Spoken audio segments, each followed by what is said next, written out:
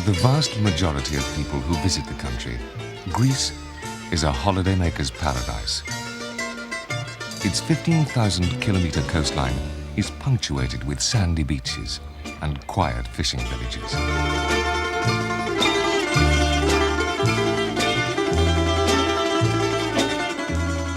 It's a land of sleepy towns and shady tavernas.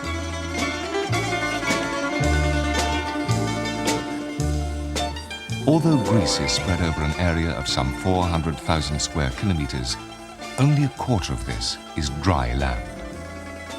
The mainland and the hundreds of islands are littered with reminders of the country's long and varied history. What remains of the ancient Greeks' magnificent temples built to honor their gods attracts large numbers of visitors every year. But what today's tourist seldom sees is the surprising variety of wildlife that lives within the garden of the gods.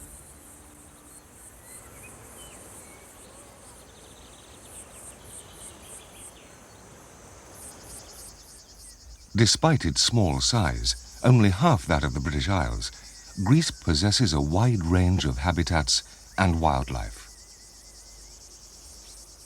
The forests of Rhodope cloak the remote mountainous areas to the north of the country, along the Bulgarian border. This is one of the few remaining areas of natural virgin forest in Western Europe. The forest is now protected, but where man has felled areas in the past, spruce, the paler vegetation, has taken over. Most of the original forest is comprised of beech and fir trees.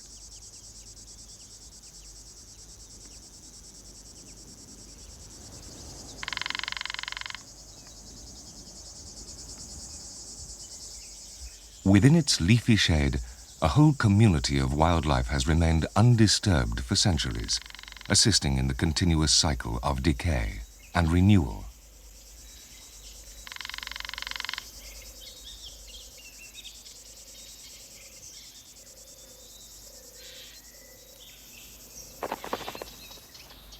Wood ants help to break down the trees that have succumbed to age or have been struck by lightning.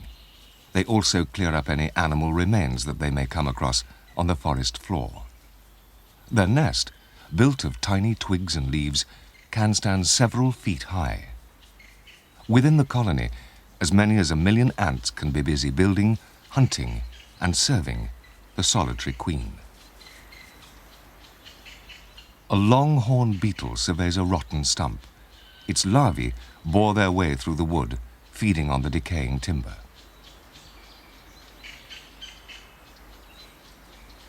Millipedes feed on dead leaves and other plant material. In the process, they produce large amounts of rich, fertile compost.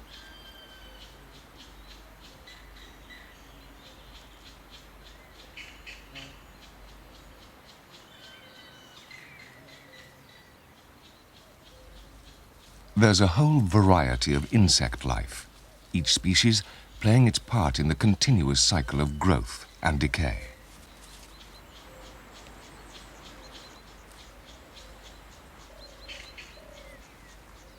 And where there are plenty of insects, predators, like this greater spotted woodpecker, aren't very far away.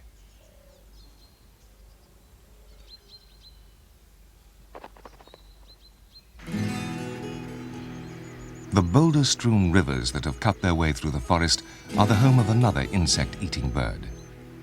The dipper is widespread throughout Europe. It gets its name from its constant bobbing motion as it hunts for food along the mossy banks and rocks. Caddisflies, stoneflies, and other insect larvae are taken above and below the water's surface.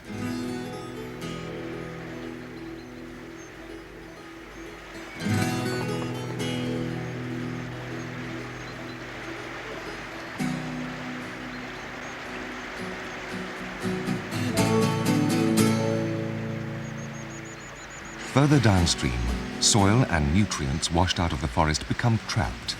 Where they build up, fertile, sunny clearings are formed, rich in plant life.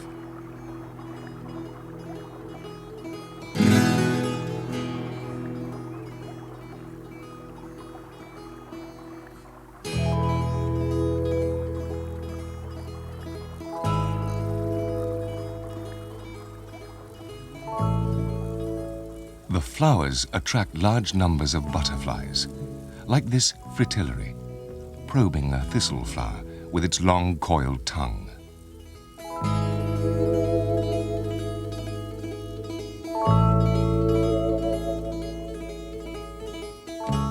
A brimstone sips at the nectar, and a marbled white shares its bloom with a bee searching for pollen. The hummingbird hawk moth is a day-flying species that hovers hummingbird fashion as it feeds on the flowers. The whir of its wings is a familiar sound on warm, sunny days. Some of the Rhodope forest beech trees are centuries old, with girths measuring up to 14 meters. They have borne witness to countless generations of insects eating and being eaten in life's intricate web.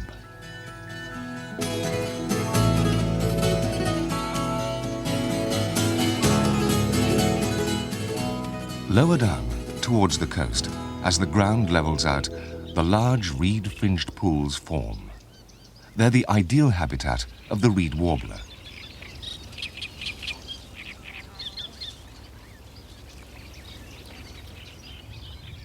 This one's keeping a wary eye on something moving beneath it.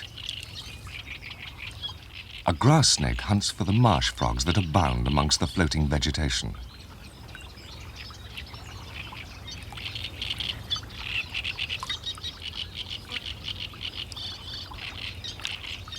The snake feeds almost entirely on amphibians, so does not present a threat to the warbler.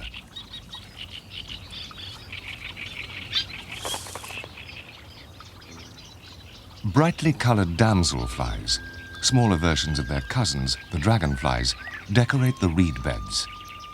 Each male has its own territory that it defends against other males and dances within to attract a mate. Its body's bright metallic sheen and the large blue spots on each of the wings helps the male damselfly to be seen by the comparatively drab female. This one's mating flight has proved successful.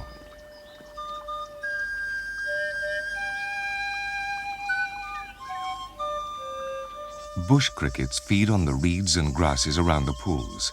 Its saber-shaped ovipositor shows this nymph to be a female. Crickets, frogs, and even the grass snake are all on the menu of the egrets that nest in a nearby pine tree. The little egret is a gregarious bird.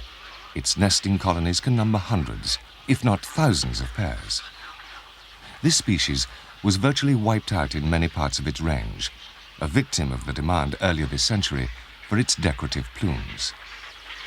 Import restrictions and a change in fashion heralded an end to the slaughter. By midsummer, some of the chicks are 4 weeks old and are fully fledged. They appear eager to fly for the first time. They will leave the nest within the next few days. They'll probably return to nest in the same tree within a year or two. As an adult bird, the little egret is a very handsome creature. Their chicks, however, with their wide eyes and spiky head feathers, often possess a somewhat startled look. Perhaps they've been disturbed by the arrival of a grey heron, a close relative of the egret.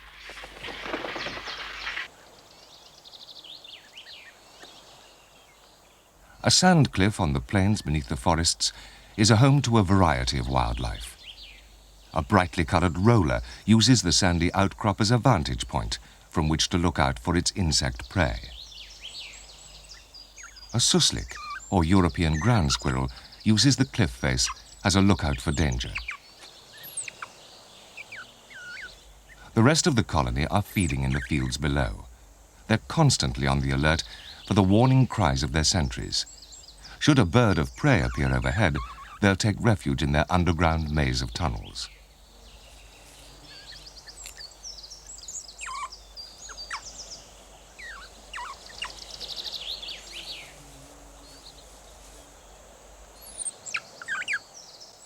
A huge, ancient plane tree stands alone amid the searing heat of the open fields.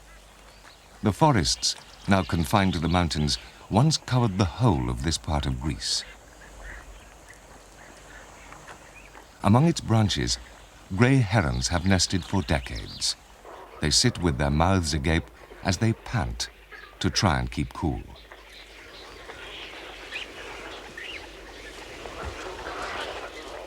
Within the heronry, chicks of all ages await the return of their parents bringing the next meal.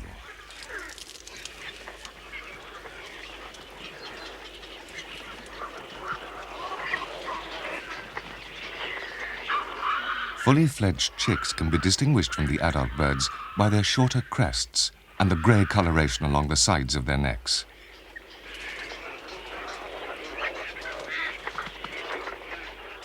These young are almost 2 months old and already match the adults in height, about a metre. They're now big enough to fly and can leave the colony to join their parents on fishing trips to the nearby lake.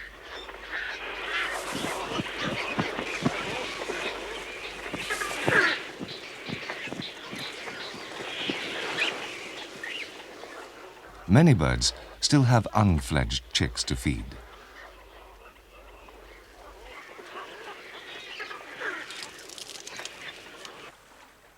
The lake is rich in fish and invertebrates and attracts large numbers of both herons and egrets.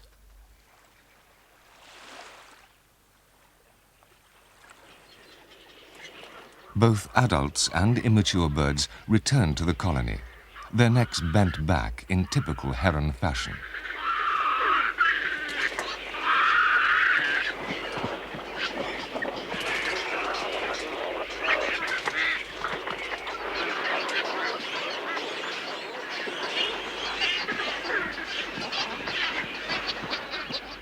The young birds return to rest, the older ones to feed their hungry chicks. For the smaller chicks, the food is dropped directly into their throats.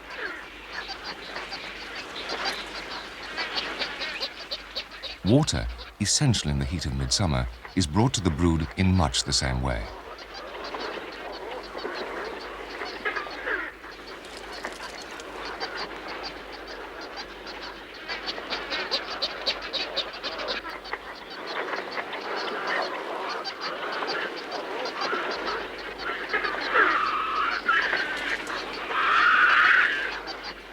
Food for the older chicks is often simply dropped into the nest, leaving the chicks to fight over it amongst themselves. Of the 4 young birds in this nest, 3 will probably die within the first year of life. Many will fall victim to hunters and irate fishermen. The survivor may live on average for 3 or 4 years. There are records of grey herons living for as long as 25 years.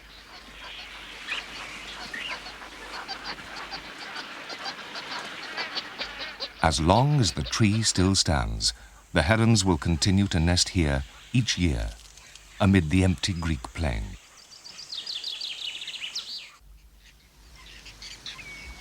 The wetlands and waterways along the Aegean shores of northern Greece are an important stopping-off point for birds like these swallows as they migrate from northern Europe to Africa.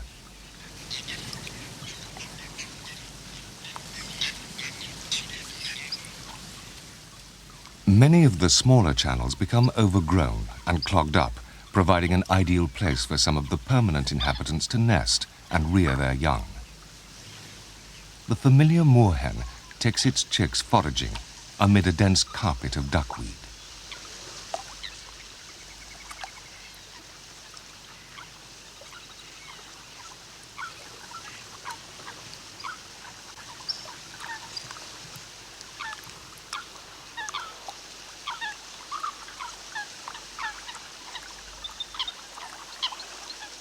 A kingfisher, known to the ancient Greeks as the halcyon bird, watches for movement below. Coots walk over the water's surface on the dense vegetation, searching for insects and other morsels. And where there is water, the heron won't be very far away.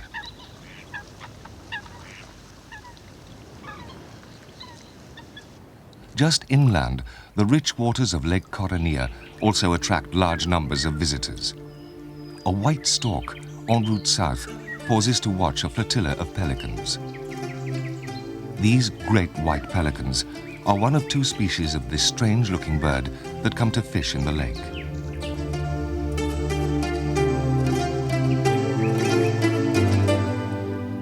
They belong to an ancient family that are known to have been in existence some 40 million years ago. In the air and on water, they're among the most graceful of birds. On land, however, it's quite a different story.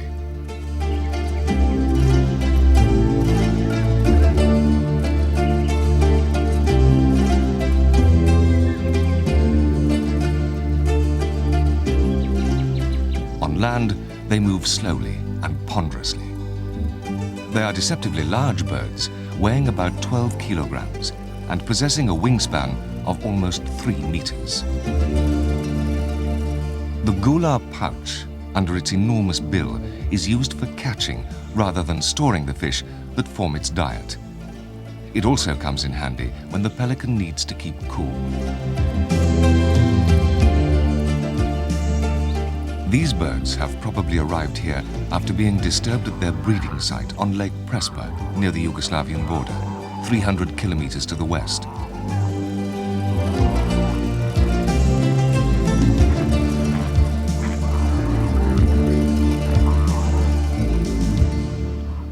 The shelduck, on the other hand, is a resident of the lake. The large red knob at the base of the bill shows this to be a male. Although highly gregarious during autumn and winter, the male shelduck becomes more aggressive during the breeding season and vigorously drives off rival males.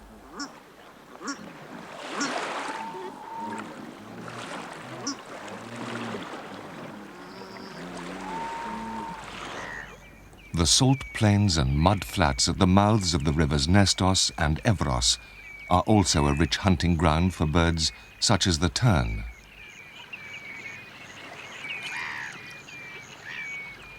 The avocet's long, thin, upturned beak is designed to sweep over the surface of the submerged mud. Food, in the form of small crustaceans and other invertebrates, is located by touch, using the partly opened bill.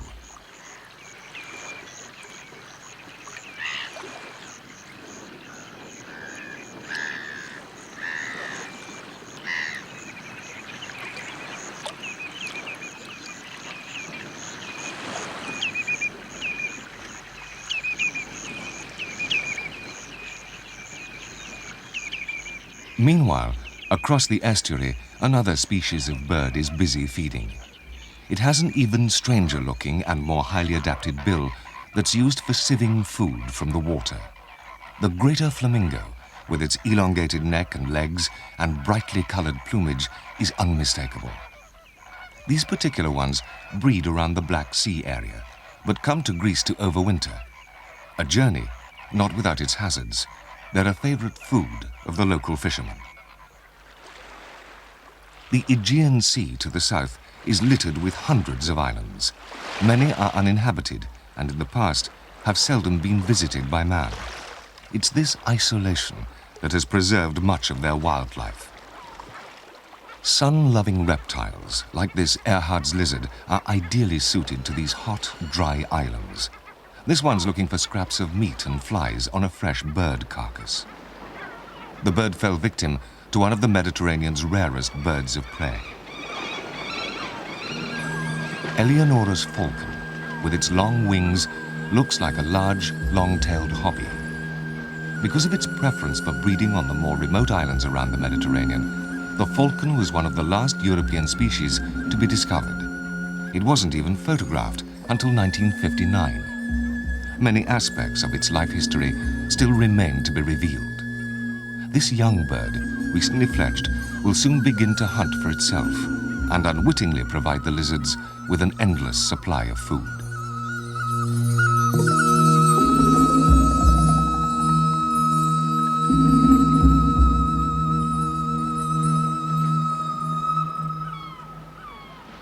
Even the smallest islands, scarcely bigger than a football stadium, can support a surprisingly high population of lizards. Despite its small size, its head and body no bigger than a man's finger, Erhard's lizard is an active hunter.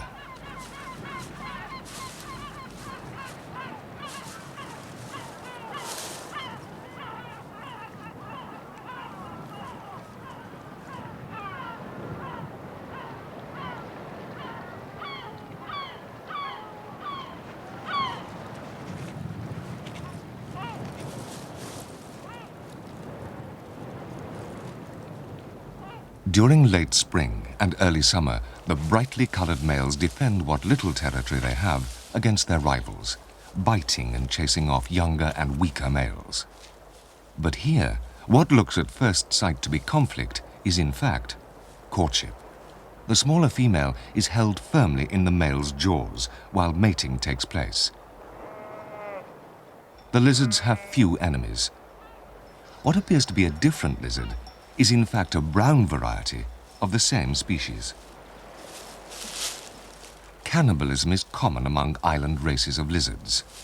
It helps reduce competition for food and keeps a healthy population in balance with the environment.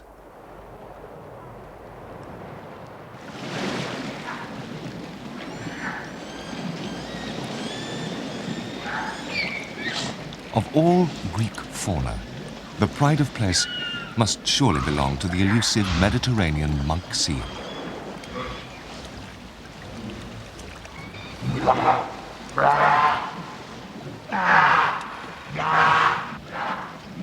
The island of Piperi is one of the few places where the seal is still known to breed.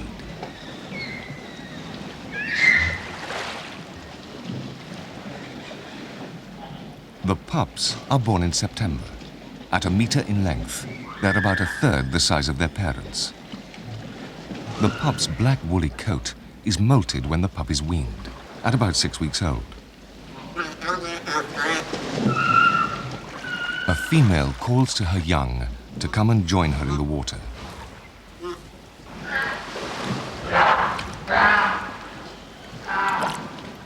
Throughout its range, the monk seal has been relentlessly hunted, accused of competing with the fishermen for fish and damaging their nets.